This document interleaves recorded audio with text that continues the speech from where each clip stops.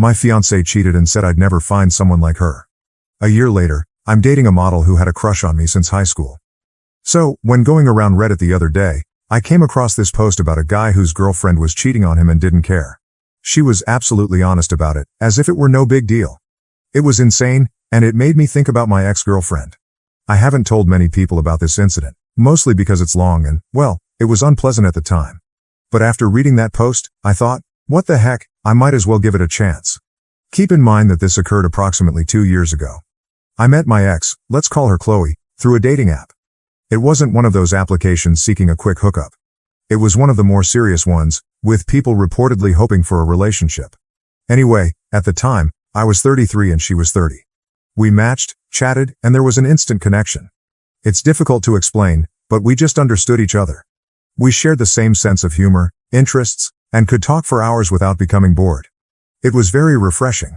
After a few weeks of online and phone conversations, I eventually invited her out on an actual date. I was a little nervous, to be honest, because she was so lovely. I mean breathtakingly stunning. I am not suggesting I am a troll or anything. I think I'm a decent-looking guy, but she was clearly in a different league. I remember thinking at the time that I probably wouldn't be looking for anything serious with her because, you know, girls like that usually have a lot of options. I did not want to have my heart broken. Being with someone who is overly attractive is a strange problem, I know, but it can provide its own set of challenges. Anyway, she agreed to the date, and we had a great time. It just validated everything I felt during our internet conversations. We started seeing each other more frequently after that, and it became formal very quickly. One thing that was continually on my mind was how much attention she received from other men. She would tell me about it occasionally, even when we were together. A guy would shamelessly hit on her in front of me, or she'd receive messages from guys via social media. At first, I wasn't concerned by it. I trusted her. I got the impression that she wasn't interested in anyone else and was truly interested in me. Stupid, I know, but that's how I felt at the moment. I was simply enjoying being with her, and I didn't want to be the jealous, insecure lover. Things were going great, really great, except for one tiny item that kept lingering in my mind. We were having one of those crazy late-night chats where you speak about random things, and the subject of hall passes came up. If you're not familiar with the term, it refers to a hypothetical situation in which you and your partner each got to choose one celebrity with whom you would be allowed to sleep, no questions asked. It's meant to be a jest, a bit of fun, but it can occasionally expose some underlying sentiments. Anyway, she brought it up, which struck me as weird. Usually, I'm the one who initiates such silly chats. She said her hall pass was Justin Timberlake, which is fair enough. He's a nice-looking guy. But then she said something that really resonated with me. She added, I don't think there are many celebrities who would say no to me, with a slight smirk, as if she was entirely serious. Now, I knew she was beautiful, I had always known that, but hearing her say it in that way simply rubbed me wrong. She seemed to be accepting that she could have pretty much any guy she wanted, which made me uneasy. It seemed out of character for her too. Despite her outward appearance, she had always been quite approachable. It just felt arrogant. It made me feel uneasy. I said nothing at the moment. I just laughed it off and we went on to the next issue. But the comment persisted in the back of my mind. I kept thinking about it throughout the next few days. The feeling vanished, and things returned to normal, but I never forgot about it. The shift in her behavior, things were going really well for a while after the hall pass chat, but then I noticed a shift in her behavior. It was faint at first, but as time passed, it grew increasingly clear. She began arriving home later than usual. Normally, she'd arrive home from work about 6 p.m., but she began arriving at 7 p.m., maybe 7:30, or even later. And what were the arguments she gave? They were basically lame excuses. She'd say things like, oh, I just lost track of time, or I ran into a friend and we chatted for a bit. It was strange because she used to be so thorough about her day. If she was late due to work, she'd tell me everything, what project she was working on, who she spoke with, and so on. Now, it was simply these vague, meaningless reasons. On top of that, she became quite irritable. If I inquired why she was late, she would snap at me. She'd become defensive, claiming I was being overly controlling or that I didn't trust her. I didn't want to fight, so I usually backed away. I am not a confrontational person, especially when someone is already in a foul attitude. However, the late nights persisted, as did the nebulous reasons. My suspicion began to deepen. It was like a small voice in the back of my head saying, something's not right here. I tried to ignore it, but it became increasingly difficult, confrontations and denials. Finally, I asked her if there was anything wrong. I said, is everything okay? You seem different lately? She denied it, of course. She responded, no, everything's fine. I'm just stressed with work. The usual. I wanted to believe her. I actually did. A few days passed, and the same things happened. I couldn't keep it in anymore. I informed her again that her behavior was unusual and that I was concerned. This time, she appeared to understand what I was saying. In reality, she apologized, claiming that it was all due to stress and exhaustion and insisting that it was nothing personal. I got what she was saying, but I couldn't get myself to believe it. The fake explanations after that chat, things appeared to improve, at least on the surface. She was more receptive and conversational. When she got home late, she'd tell me stories about what she'd been doing. But they simply felt hollow. There was something about the way she told them, the lack of information, the avoidance of eye contact, that didn't feel right. I remember one particular night. She arrived home late and told me a story about running into an old coworker and having drinks with him. And I knew she was lying. It was like a light bulb went out in my head. I can't describe it, but I received the overpowering impression that she was hiding something really important. And that's when the thought occurred to me. She was having an affair. It wasn't just a minor issue or misunderstanding. This was a full-blown affair. I knew I couldn't simply let it go. I couldn't pretend everything was fine. I needed to discover the truth, one way or another. Her conduct had shifted dramatically from the woman I first met. It was impossible to ignore. This was not the person I had fell for before. Something was clearly wrong, and I was determined to find out what it was. The plan. Okay, I'm sitting there, convinced that my girlfriend is cheating on me. My initial thought was, I need to check her phone. I mean, that's where all the proof should be, right? Text messages, emails, social media, everything. But I quickly knew it wouldn't work. First and foremost, she was always on her phone, making it very impossible to take it away long enough to conduct a thorough search. Even if I did comprehend it, I'm not exactly a tech expert. I wouldn't know where or what to look for, and she'd probably removed anything damning anyhow. Plus, I needed proof. I didn't want to locate a questionable text message and then confront her with it. I wanted to catch her in the act, to know without a doubt. So I decided to take a different way. Hire a private investigator. Yeah, I understand. It seems like something out of a film, but I was desperate. I needed the truth. And I wanted someone who knew what they were doing to guide me to it. I wanted to know who this guy was and where they were meeting. I conducted a Google search for private investigators in my area and discovered one with positive reviews. I contacted them up and scheduled a meeting. I remember being quite scared when I walked into their office. It seemed like I was accepting defeat. I sat down with the investigator, a guy who appeared to have seen it all before, and told him everything. I recounted the entire event, from the hallway conversation to the late nights and lame explanations. It took a while, but he just listened calmly and nodded. He made no judgments about me. He did not make me feel foolish. He was just listening. Then he stated he'd seen this type of thing 100 times before. He preferred to do surveillance for 2 weeks because her late nights were variable, but this would be somewhat costly. We ultimately agreed on 10 days.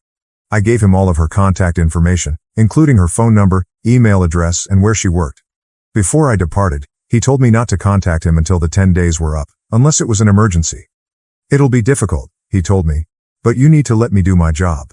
I agreed. I knew it would be torment, but I had to believe him. The longest 10 days of my life. These 10 days were among the longest of my life. It was awful to know that this investigator was following my fiancée and could unearth proof that confirmed my darkest concerns. I felt helpless, just waiting, wondering, and thinking all kinds of possibilities. It was difficult to focus on anything else. Work was a nightmare. I could not sleep. I barely ate. And the worst part? Throughout the 10 days, she consistently arrived home late.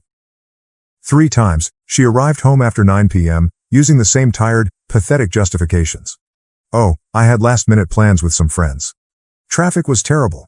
She had no idea that every time she said those things, it further confirmed my suspicions that she was lying. Each time she was late, I thought, okay, this is it? This is when the investigator will catch her. It simply offered him more opportunities to get the evidence I required. The truth comes out. Finally, the 10-day period ended. The investigator phoned me precisely on time. He didn't say much over the phone, just that he had the information I needed and asked if we could meet in person. I answered, yes, absolutely. This was something I needed to hear face to face. I couldn't bear hearing this kind of news over the phone. I had been waiting for what seemed like an eternity, and I needed to see his expression to know for certain that what he was telling me was true. I drove to his office, my hands trembling on the steering wheel. I felt terrible to my stomach. When I stepped in, he was sitting with a manila envelope on the desk in front of him. He motioned for me to sit down. Then he asked if I wanted him to simply explain what he discovered or if I wanted to examine the contents of the package myself. I said I wanted to hear it from him first. I thought it would soften the blow a little. In my brain, I compared it to walking in on your partner cheating and having a moment to brace yourself before the gut punch. He took a big breath and replied, "Your suspicions were correct." Just like that. There's no avoiding the issue. There's no sugarcoating it. He informed me that he had followed her to an apartment building 3 times. She went in alone and left about 2 hours later, always with the same man. He had obtained the apartment number and the individual's name. Cody. Obviously, I'm changing the name. To be honest, my initial thought was that I wanted to find this Cody person, and let's just say I was not thinking peacefully. But then I realized this wasn't the point. The point was that my girlfriend, the lady I adored, had deceived me. That's what I needed to concentrate on. The investigator slid the envelope across the desk. I opened it. And there they were. Pictures. Photos of her and this Cody guy in front of the apartment building. Embracing, holding hands, kissing, in front of her car. Everything was there, in black and white. Unquestionable proof. I almost lost my mind. I almost broke down right there in his office.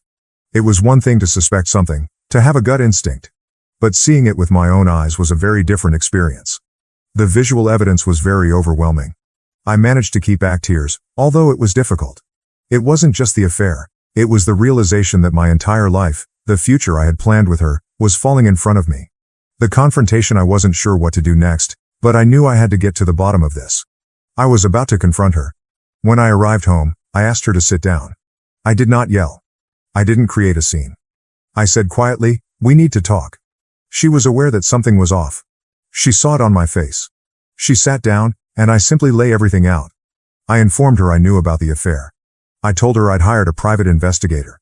I informed her that I had proof. Her first emotion was shock. She simply stared at me, her mouth slightly wide. Then she attempted to calm down, to act as if nothing had happened. But I wouldn't have it. I told her what the investigator told me. About the residential building. About Cody. Everything. And she simply sat there. Silent.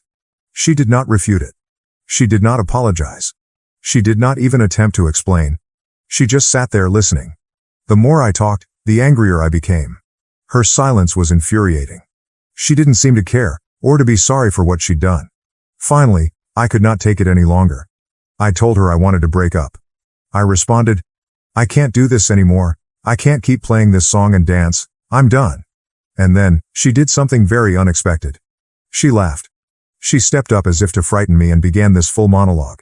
"You want to leave me?" she inquired. "Are you kidding? So what?" I had a little bit of excitement on the side. It was just physical. It didn't mean anything. I'm a cheater. Fair.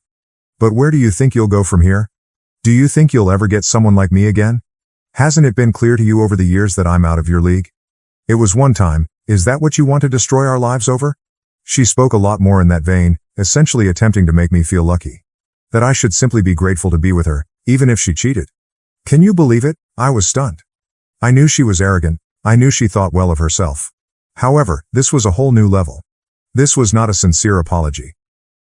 This was hardly the reaction of someone who had been caught and wanted to make amends. This was the response of someone who didn't give a damn. Someone having a genuine F-it attitude. A true crash-out mentality. It seemed as if her ideal scenario was for me to simply accept that she was too good for me, that she would do whatever she pleased, and that I should be content to be along for the trip. She honestly believed I wouldn't have the courage to leave. That's how proud she was of herself. Her comment struck me like a ton of bricks. I'd felt wounded and outraged before, but this was different. This was pure fury. I'd never felt anything like it. I stood up, looked her directly in the eyes, and told her how much I detested her. I don't remember the precise words, but they were along those lines. And then I walked out. I didn't bring a bag. I did not say farewell. I simply stepped out the door. I couldn't bear to be in the same room as her for another second. I felt completely betrayed. It was over. The aftermath, I ended up staying the night in a cheap motel. I couldn't return to the house, not yet. I just needed to be alone and contemplate all that had transpired. I laid there in that uncomfortable bed, staring at the ceiling, rehearsing the confrontation in my mind over and over. I couldn't believe the way she reacted. It was simply unbelievable. The next day, I returned to the house to get some of my belongings. I assumed she would be at work. But she was present. She appeared to have been crying, but she was attempting to play tough, as if nothing was wrong. And then, get this.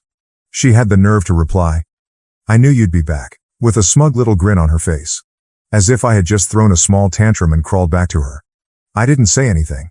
I just went inside and grabbed some clothes, toiletries, and other necessities. I knew I couldn't acquire everything at once, but all I wanted was to get out of there as soon as possible. I replied, "I'll be back for the rest of my stuff later." She just stood there staring at me, her face filled with disbelief, as if she couldn't believe I was leaving. She said nothing till I was walking out the door. Then she merely whispered something under her breath, which I didn't catch. And frankly, I didn't mind. I've been trying to understand why she acted the way she did. I'm still having trouble wrapping my head around it. Perhaps she was looking for validation or excitement outside of our relationship. Perhaps she was insecure about becoming older or about our routine. Perhaps she regarded me as a safe, dependable, cuddly husband, but also as someone who she considered beneath her. And perhaps because she had always felt that way, she did not consider the infidelity to be a huge problem. She'd already rationalized it in her mind. Of course, all of this is just me guessing, attempting to make sense of something that does not make sense. The aftermath. After I departed, she began contacting me. The first few messages were mocking and caustic, as if she thought the whole thing was a joke and that I would just run back to her. She definitely believed I was lying. That I would not go through with leaving, but, a few days later, I returned to the house with a friend to retrieve the remainder of my possessions. And she was shocked.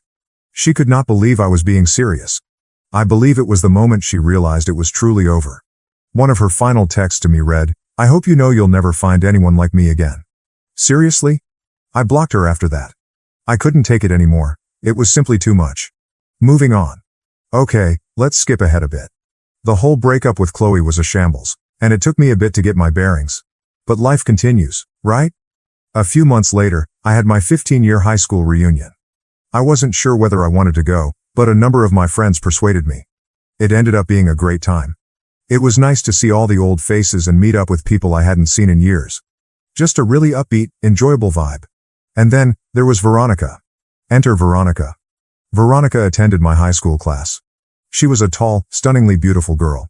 We were cordial and took some classes together, but we were not particularly close. She was one of those girls who was just naturally cool, you know? After high school, she became a model, and a rather successful one at that. I had seen her in some magazines and internet advertisements. If you're into fashion, you may recognize her name. I hadn't spoken to her in at least 7 years, possibly more. So I'm at the reunion, having a nice time, when I realize that Veronica isn't present. However, her best friend from high school was. They were still really close, which I thought was fantastic. It demonstrated that Veronica had not changed much despite her success. I went over to see her friend just to say hello and catch up. We were talking, and she kept a wide smile on her face the entire time.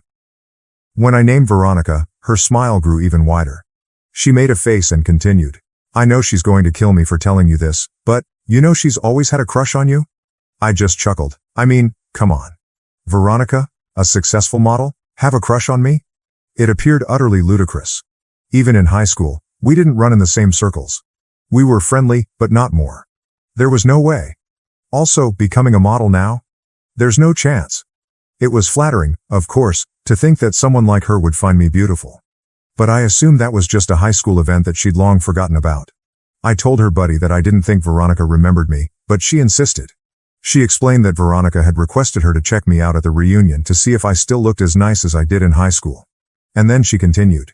"She's still into you, so if you're single and you're not scared of girls with baggage, you might as well give it a shot." I spent the remainder of the night reflecting on the talk. It was all so unexpected.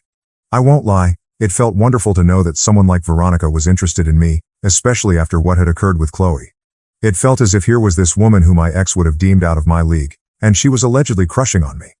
It made me understand how useless Chloe's remarks were, and how much she wanted to bring me down. It provided a significant confidence boost. Taking a chance.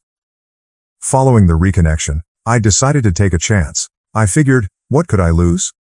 I decided to contact Veronica online, as the kids say. I found her on Instagram and messaged her. I also informed Veronica's friend that I was going to message her in case she did not check her direct messages from people she did not follow. I did not want my message to be lost in the mix. And then I waited. And waited. And waited. I waited 5 days and heard nothing. I'd completely forgotten about it, to be honest. I believed she was probably busy, or that her buddy had exaggerated things. I wasn't too concerned about it. But, ultimately, she replied. And her message was quite enthusiastic. She wrote, "Oh my gosh, Keith, it's been so long. Now, I've heard that the more letters a woman repeats in her text to you, the more she likes you. I'm not sure if it is accurate, but it felt like a good sign." We began messaging back and forth, catching up on pretty much everything. We spoke about high school, about what we have been up to since then, about our jobs, our families, everything. After a few days, Veronica recommended we switch to FaceTime. She claimed she was tired of typing so much. I was delighted, of course, and we began making video chats virtually every day. A deeper connection. During those video talks, I began to understand more about her life as a model. She told me everything about the industry, the travel, the photo shoots, the ups and downs.